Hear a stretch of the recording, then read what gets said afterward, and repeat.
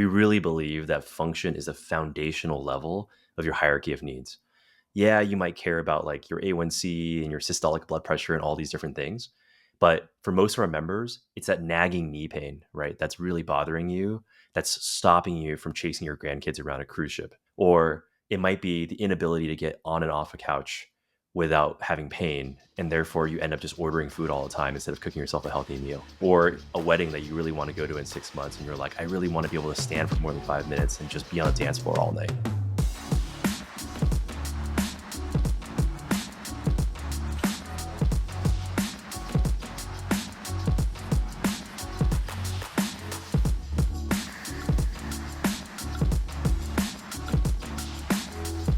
Welcome back to the Fitt Insider Podcast. I'm your host, Joe Veneri. Today I'm joined by James Lee, co-founder and CEO of Mighty Health. In this episode, we talk about the company's digital wellness platform for older adults. James shares how Mighty uses exercise and nutrition coaching to help adults over 50 age well. Plus, we discuss the challenges of selling to insurers, untapped opportunities in age tech, and why helping members feel better is a focal point. Let's get into it. Today's episode is brought to you by EGYM. EGYM provides fitness and health facilities with smart workout solutions built on its ecosystem of hardware, software, and partners. But it's more than cool tech. Their connected training experience delivers business results while helping members reach their wellness goals. If you run a gym, health club, YMCA, or any kind of fitness facility, you should check them out. Visit egym.com to learn more. Hi, James. Welcome to Fitt Insider. Thanks for joining us. Thank you so much for having me. Yeah, looking forward to the conversation today. And to kick things off, could you, for folks who aren't familiar, introduce yourself and what you're working on at Mighty Health? Yeah, sure. So I am James, the CEO and co-founder of Mighty Health. Mighty Health is a virtual clinic and a digital health platform designed specifically to help adults with their daily function. We think of function as a part of getting to a healthy weight, having the mobility and balance day to day to be able to get around to where you want to be, and also reducing joint pain as well. Yeah, all those things, super important and much needed when you look at the landscape of different fitness, nutrition, aging kind of platforms. When we talk about the platform and kind of what's included, what does that experience look like? What do members get? How does it work? Yeah, absolutely. So typically members will find us when there's something that's really bothering them in their day-to-day lives. That's why we chose function. We really believe that function is a foundational level of your hierarchy of needs. Yeah, you might care about like your A1C and your systolic blood pressure and all these different things. But for most of our members, it's that nagging knee pain, right? That's really bothering you, that's stopping you from chasing your grandkids around a cruise ship. Or it might be the inability to get on and off a couch without having pain. And therefore, you end up just ordering food all the time instead of cooking yourself a healthy meal, right? Or lastly, it might be a wedding that you really want to go to in 6 months. And you're like, I really want to be able to stand for more than 5 minutes and just be on a dance floor all night, right? That's really what foundational function means. And that's why we chose to really work with that, because that's what we believe our members truly care about in their day-to-day life and what they want to improve. So when we meet someone like that, they come to our website, they answer a short onboarding questionnaire. We get a sense of your current health, your goals, but most importantly, as I mentioned, your motivation. What's happening in 6 or 9 months that you're working toward? And then what you do is you actually meet a member of our care team. So you have a 30-minute call with a physician or a health coach who actually sits there face to face and gets to know you as a person, and then takes all that information and designs a health plan specifically for you. And these health plans typically are a mix of exercise with thousands of joint-friendly exercises and routines for you to follow to work on things like balance, mobility, knee pain, chair yoga, etc., but also other holistic parts of your health too. So for example, your nutrition. We actually create a personalized nutrition list or grocery list just for you based off of your preference and your culture, so that you can make these sustainable tweaks in what you're eating for the rest of your life. And then we offer a bunch of other content as well, oriented around things like arthritis, fall prevention, stress, anxiety, loneliness, and things like that. So all of that becomes part of your daily Mighty journey. This is all available via an app, tablet, desktop, web, and then you can actually follow along with it every day. And we have members who come into this program to complete 300, 400, 500 days in a row, super impressively. And then they actually start working toward their goal with their function as well. Yeah, just One question on that, all, like I said, much needed, and I think unique in the landscape. The engagement part, you mentioned they have the consultation, then they access the content. How much of this is like check-ins, coaching, ongoing consultation, and how much is kind of facilitated autonomously? Yeah, it's half and half, honestly. One of the things we're really announcing this year is the addition of our virtual clinic. So prior to this, it actually was much more self-driven. But Joe, one of the most interesting insights that we've had since the very beginning, when we always run these NPS surveys and do these interviews, is that time and time again, our members come for the content, but they stay for the people. They stay for the coaches, right? It's the same thing. Like if you and I sign up for a gym membership today, January, we're like excited about it. March, we're bored, right? But if there's a trainer there that's actually keeping you accountable, that's what gets people coming back. So with that insight, we decided to build on that and expand on that. And this year, we actually designed the ability to meet with a dedicated care team of physicians, OTs, and health coaches who are all literally there to help you with your function. So these visits happen on a weekly or bi-weekly basis. And then the rest of your content, the rest of the time is actually driven by the content that's in the app, as well as some live events and different community challenges that we offer as well. Yeah, you mentioned this piece. That's a big step to be able to basically provide access to all different types of experts and care team and coaches. And initially, maybe it being a little bit more self driven. How has that vision evolved over time? When you set out to do this and say, okay, we know that we want to improve kind of like active aging, function, to your point, the way that you think about it. Here's how we build it into an app. But okay, here's actually what people are responding to. So, how much has it evolved from that initial vision to what it is today? Well, Joe, what happened was in 2019 or so, my dad actually was the inspiration for founding Mighty Health. He is a huge audiophile, so he loves carrying these massive speakers around the house every day. And so I think one day he was carrying one of his favorite speakers and he was like, "Oh, I just tweaked my hip." And just like everyone else, he's like, "Well, I'll just rest for a few days and I'm sure I'll be fine." But lo and behold, the next few years he became much more sedentary, stopped going on his daily walks, started gaining weight, became hypertensive. And then as a result of these issues with his foundational function, couple of years later, he actually had an aortic dissection and ended up at the hospital for an 8-hour open heart surgery. So to answer your question, the original inspiration for starting Mighty Health was actually literally me being his health coach, right? Like someone like me literally texting with him daily and him asking me questions like, "James, am I allowed to drink coffee? Am I allowed to go fly on an airplane? Like when can I do these things?" Right. And you just wanted someone to talk to. And we both know that the medical system that we have is just not built to field these types of questions, right? Maybe you send an email and you get an answer 4 days later. So the original inspiration was the health coaching. Now, of course, you can imagine it didn't go very well because my dad doesn't really want to listen to his son every day, try to lecture him on these things. And that's where we started kind of evolving this process. So, as I mentioned, the health coaching really has been the unique piece throughout our entire journey that has become the most popular piece of our platform. A lot of our members actually build this incredible relationship over time with their coach. And again, this is someone whose name and phone number you saved to your phone, and you're actually interacting with them through SMS.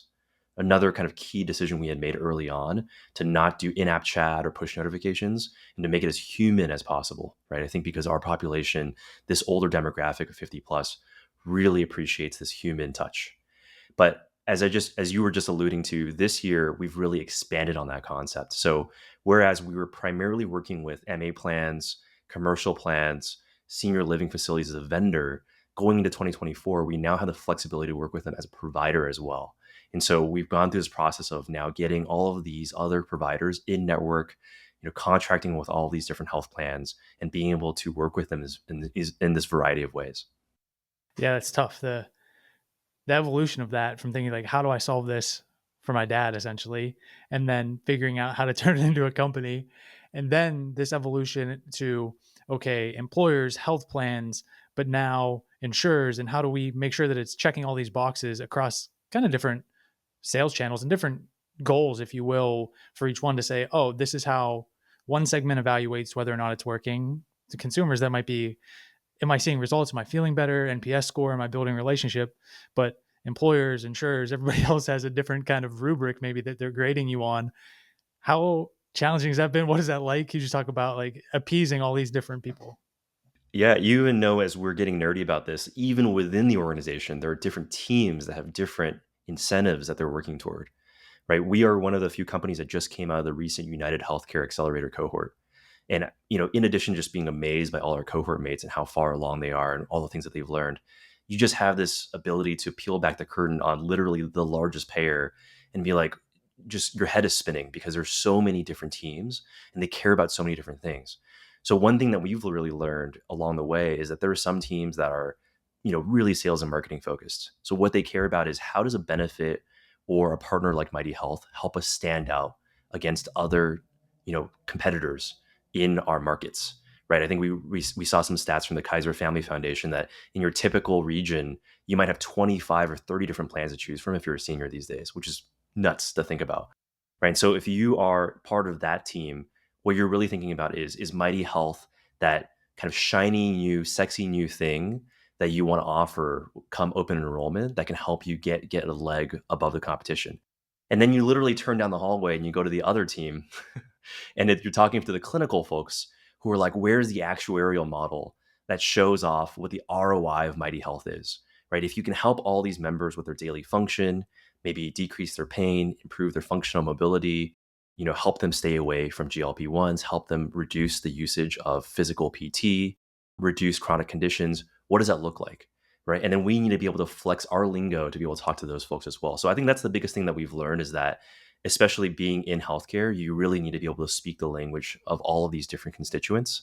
And, I think our deck reflects that, right? And I'm sure all the founders who are listening to this really identify with this, that your deck is literally changing 3 times a week because you keep taking these inputs from these conversations and then changing how do we show the ROI? How do we show things like NPS and engagement? And, 81% of health plans who offer Mighty, find, or 81% of members that use Mighty Health prefer a health plan that offers Mighty Health, right? And so like offering that type of statistic. And then again, even on the other hand as well, like some people are just concerned about user experience. Like walk me through the whole demo, really show me from an empathy perspective what it's like to use something like this, because we've been through so many different apps in the last decade. How is yours different, and how is yours going to stand out and provide the best experience? Yeah, I think that's a huge learning experience and frankly a huge hurdle to clear to be able to do that and evolve and speak all those different languages to all the different stakeholders. On the point of like all these different apps and that in some ways becoming crowded within like the insurer health plan, like what's offered and what that benefit is. Once you are introduced to those members and say, great, now we have access and now it's covered, like how do you ensure that you're able to engage them, get them to try Mighty, get them to like it, like make that even once you're in, right? You're not really in. You have to essentially do it all over again with the end user. How do you, how have you figured out how to make that successful? Yeah, I'm just smiling because that's a struggle that everyone has, right? Everyone has this idea that, oh, once I get the health plan to sign on the dotted line, we've got the big contract. But nowadays, with more case rates and per engaged members per month instead of PMPMs, right? This challenge that you just posed is really important. I think for us, the secret weapon really is, again, the coaches and the care team, right? When you know that there's a real human being on the other end and it's not just an automated text or automated push notification, there's a real human being with a name and a number that's reaching out to you and is going to be advocating for your health. That to us is the dream start to a member relationship. So typically what we find is when a member comes to our landing page and inputs some of their information, we immediately have a member of our team reach out and ask, hey, are you even having trouble kind of completing this part of the onboarding process? Or once you get through, what's that first aha moment that you can get to where you can do your first exercise or your first, meeting with your care team? That's going to make you really understand, oh my gosh, like there actually is a real group of people that's not going to just kick me out of their office in 15 minutes and then I have to book something 3 months from now. Like they're in it with me day to day and for the long haul as well. I think that's one of the things that makes us stand out and one of the reasons why we can drive engagement. When you look at that, the function being a huge piece of this member experience and obviously having the coaches and all those things, how do you kind of build that experience, the content library, the coaching to say, these are the things that members want. This is how we found to be engaging. This is why we know it works. Like there are so many different modalities and nutrition programs and diet. Like how do you kind of select what goes in there and whether it's a vetting process or more of a, customer preference, like really build that experience that it's going to be something that resonates with them.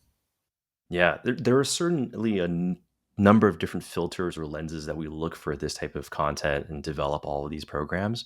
But I would say the number one that we look for is age appropriateness, right? There are just a ton of different fitness and health apps that are out there that help you with weight loss or help you with, other areas of improving your health. But usually they're asking you to sit down and do a bunch of burpees, right? They're just like immediately burpees, or like you got to do a plank, right? And so right off the bat, I think the most important thing that we look for is developing content that meets folks where they are. So, for example, we have thousands of exercise videos and classes that we've developed ourselves. We have the ability to filter them by it's easy on certain joints. And so that way, when a member comes, they're like, oh, this is immediately, I know that this is built for me. This is something that's customized for me, right? And then the same thing with the physicians, the health coaches, the OTs that you're meeting with. We're only bringing on folks in our network that specifically have a lot of experience working with an older population, specifically have a lot of experience working with them in an integrative method, especially in a world where everyone's just being prescribed a ton of medications, right? And just saying, hey, just take this. It's a wonder pill. No, we actually have all of our physicians, our care team, are folks that really truly believe in the power of lifestyle modification, integrative care, right, to actually help you get to where you are, but actually maintain those results for a long time afterwards as well. So I think those are all the things that we filter for to make sure that this is a cohesive experience for our members and they feel really cared for. The Fit Insider podcast is brought to you by our friends at EGYM. This is an exciting partnership for us, and not just because EGYM makes some of the most innovative fitness products out there, but because the entire EGYM team, led by their CEO Philip, is committed to making health, fitness, and well-being more accessible for everyone. And that's a mission we can get behind. By combining their smart equipment with integrated software and hundreds of connected partner brands, EGYM helps fitness facilities stand out by delivering a personalized, gamified workout experience that improves outcomes and member engagement. So if you're a gym or health club operator thinking about how to best serve your members while driving business results, go see what EGYM is up to at egym.com. In doing some research for this conversation, and I had known about Mighty before, and like I said, very unique in the landscape. Actually, surprisingly, not that many players catering to an older demographic. But one thing that I noticed as well is I don't know how recently this was, but like the brand and the UX and like the website, everything kind of got more simplified, a little bit cleaner, like very much speaks to, hey, this is who the audience is. This is what we do. I don't know if that was something that I'm sure it was behind the scenes, like a concerted effort, but can you just talk about how you build this brand and platform and messaging that does speak to this different demographic than a traditional kind of fitness and, nutrition app? It's one of my favorite things to talk about because I do think, especially in the health plan vendor space, most of the other companies develop their brand primarily for the health plan, right? So it's not meant to be much of a consumer experience. It's meant to be, well, this is something your health plan is recommending that you do. And it's effective, but we don't care that much about making sure that everything feels good, right? Like we just want to make sure that you're in this program, you're sticking to it. I think because of our consumer background, right? The first 3 years, Joe, we were actually direct to consumer. And coming out of, Y Combinator and all these programs, we really wanted to nail down the user experience and make sure that the user experience and the branding were things that were very, very aligned to the consumer. Right. And then when you think about it that way, you have principles like nobody wants to think of themselves as a patient, right? Nobody wants to think of themselves as going to a doctor's office, right? They want to think of themselves as, oh, I'm here to work on my best self, right? How do I become my healthiest self? How do I feel mighty? So we really wanted to lean into that brand and that culture and really design, materials, website, user experience, and everything to reflect that. So one of the very, tactical things, for example, that we did that you might have noticed maybe like a year and a half to 2 years ago, we changed everything to photography and videography. Like we've used very, very few illustrations now because illustrations, I think, is something that, tech companies, we have an easy time leaning on, right? We just go find a royalty-free illustration somewhere and we slap it on something. We're like, all right, perfect. That looks good. But we really, for example, wanted to bring in 12 of our favorite members into San Diego to actually do a 2-day photo shoot and with interviews and with photos and all those things. And you can imagine, for a smaller company like us, that's still a pretty huge commitment, right? Most companies are just like, well, let's just use some stock footage and things like that. But we wanted to reflect out through our imagery that this was a warm, inviting, and comforting place to be to work on your health. And and we've kind of seen that through that same thread through everything as well. All of our trainers, our OTs, when they're teaching classes, they'll say, "Hello, mighty family," and then they'll be wearing an "I am mighty" t-shirt. And what ends up happening, and honestly, this was a surprise to us as well, was that over time, people started identifying with that. They're like, "Oh, I am mighty. I'm part of this larger mighty movement." And I think that just for us makes it a much more fun and more sustainable thing to do over the long term. Yeah, there's a couple interesting things there that, as you're saying them, there's, I am mighty, which is very cool that really clicks with people and resonates. And also making the brand and the experience easy to navigate and something that kind of speaks to them and, doesn't make them feel poorly about aging. Like you want this to be an empowering process. But then at the same time, there's kind of a shift. Maybe it's in culture and just how people are thinking about it in terms of what old means, like how old is old, like longevity and all the things that you were talking about in terms of function. Do you see that playing out? How do you see that playing out? Like, is there a shift in terms of like how people think about themselves, what they want to achieve, what they're striving towards? And in this case, really to your benefit, right? To be kind of right in the sweet spot of saying like, hey, we can help you achieve all these things as the kind of shift is taking place. Yeah, absolutely. I think that's just the way that we've been seeing it reflected more and more as well, is that, in addition to all the stats that you hear about this massive demographic shift to baby boomers, the desire for independence, of course, you've seen the numbers, but I think when we really dive deep into those and we actually meet with members day to day, what we find is that folks in their 50s, 60s, 70s, 80s, and beyond are still very much pursuing hobbies, right? They really want that function to be able to go take the trips that they want to take and go to all these weddings and do all these very active things day to day. And so really we've been trying to lean into that as well, right? I mean, a great example of this, Joe, is recently The Golden Bachelor. I think they just actually announced The Golden Bachelorette. So it's going to be a second season of that because the first season was so popular, right? Because people were seeing all of these adults really living their best lives and kind of being fully themselves, showing their personalities, showing their fun sides and everything like that.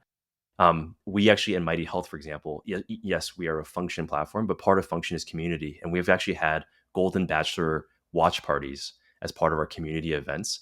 Again, so that people can see role models or other examples in society of people that are doing the same thing that they are. So I 100% agree and resonate with what you said. We are definitely seeing that shift.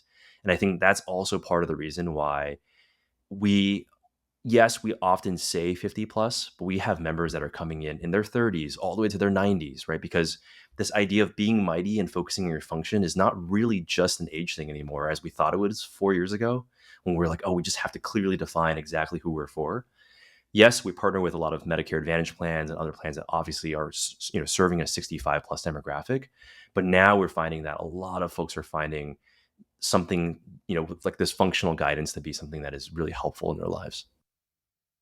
All those things being true, and probably to us and a lot of listeners, like obvious, right? You mentioned the numbers and just experiencing maybe in our own lives with parents or grandparents, and even, as we continue to get older, like what is, why are so many other, whether you think of it as fitness, nutrition, wellness companies just kind of neglecting this space?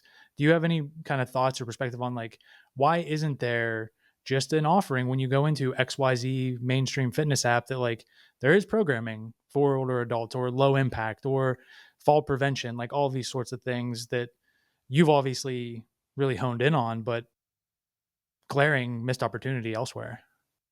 Yeah, I mean, Joe, I mean, I don't know if this is controversial or not to say, but you walk into the first day at YC on Pioneer Ave in Mountain View and you go and you're like, damn, we are all very young, right? Like I think part of the Silicon Valley, Bay Area, and even beyond tech culture is we are young and then we're taught to solve your own problems, right? Look for the problems in your life, figure out how to solve those problems.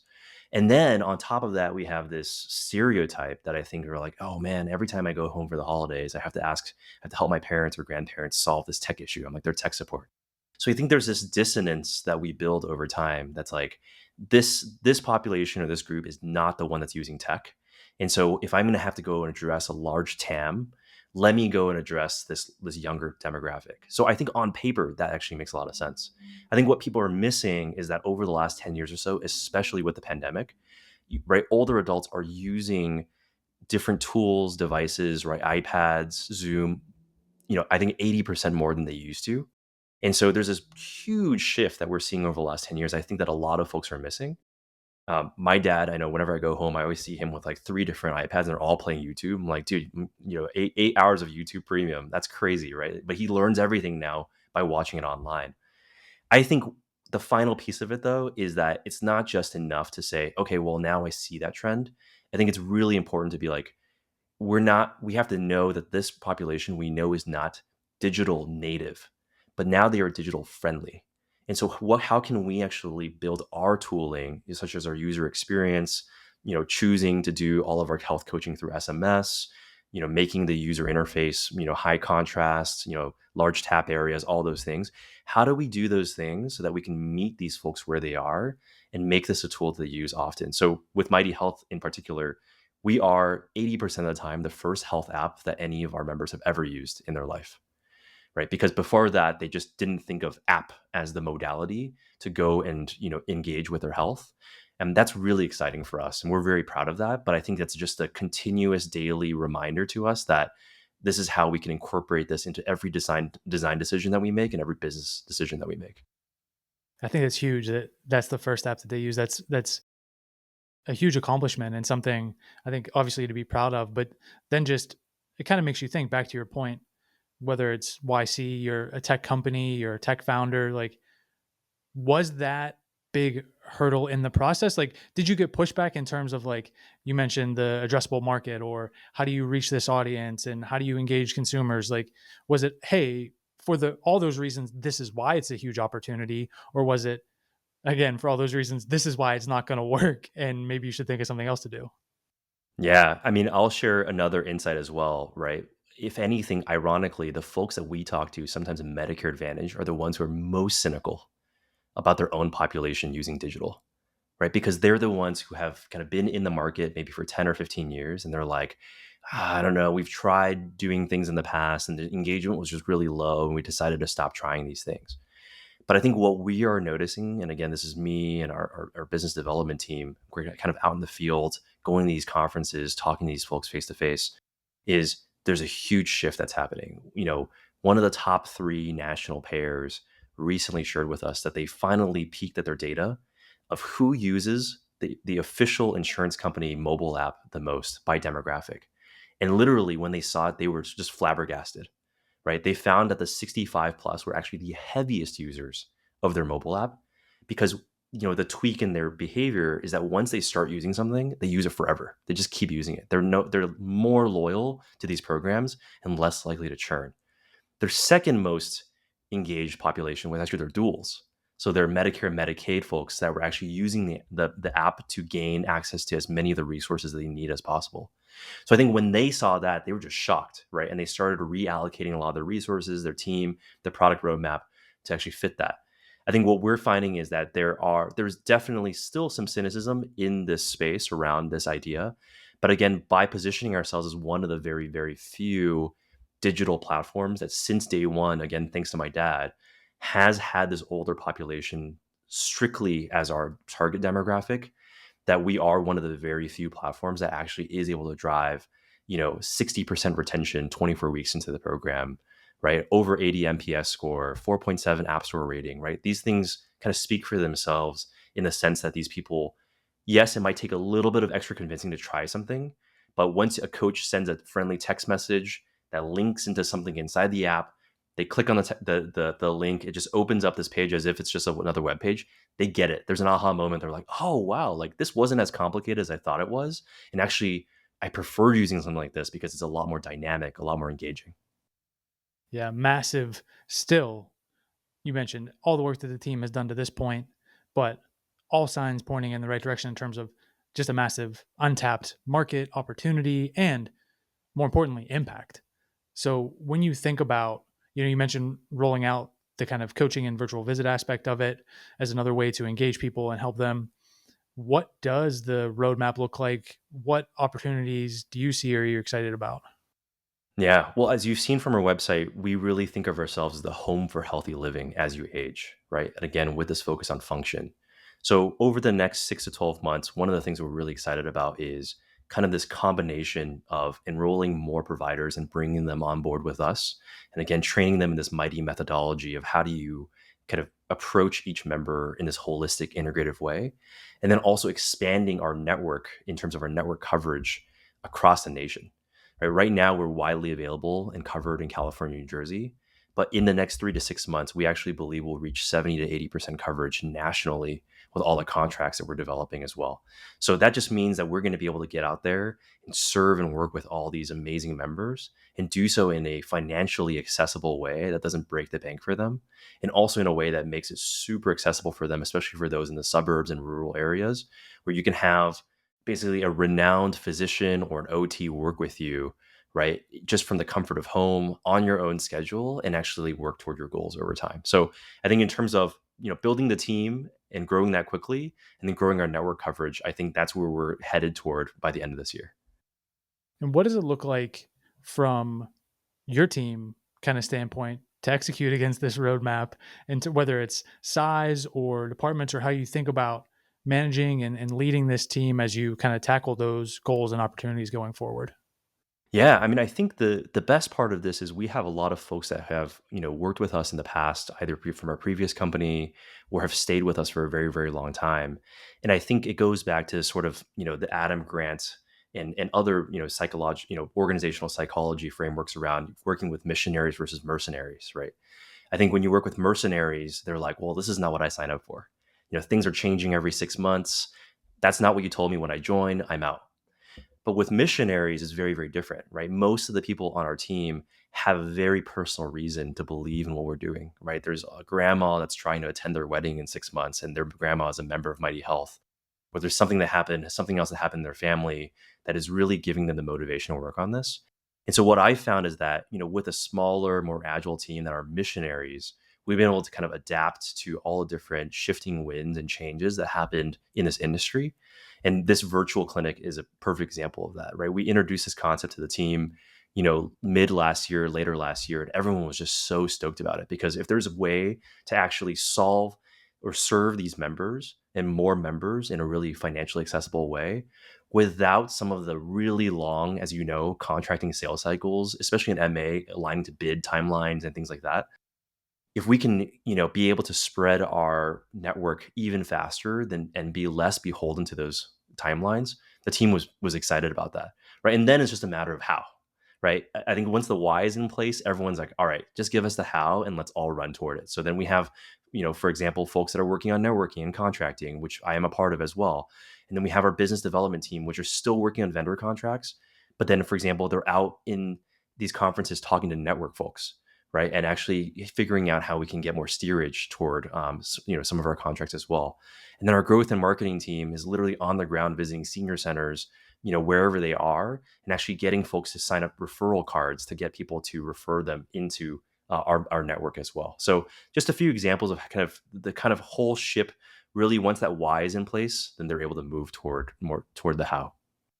Yeah, maybe one more question, a couple more questions before we get you out of here, and a little bit in the weeds, but I'm curious as to hear your take on it because the just in terms of your perspective and how you've talked about it thus far, like being agile and being a smaller team and working very mission driven.